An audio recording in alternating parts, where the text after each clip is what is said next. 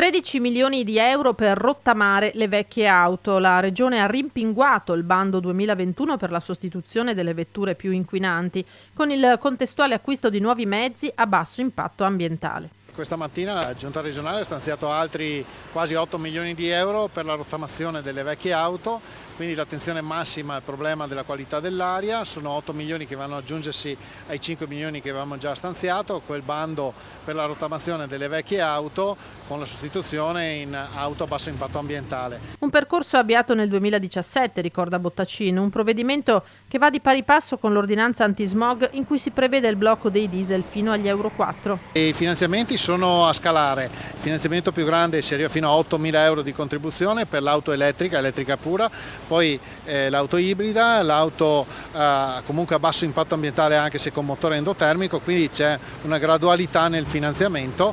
Ovviamente l'auto elettrica è quella che ha il contributo più alto viste le minori emissioni. Optare per un veicolo a emissioni basse o addirittura zero è costoso, la Regione e lo stesso Governo ne sono consapevoli. Il ministro Cingolani ha fatto presente che la transizione ecologica ha un costo anche rilevante che va a ricadere sulle famiglie, e quindi si cerca di andare incontro alle famiglie e anche a chi non può permettersi l'auto elettrica pura.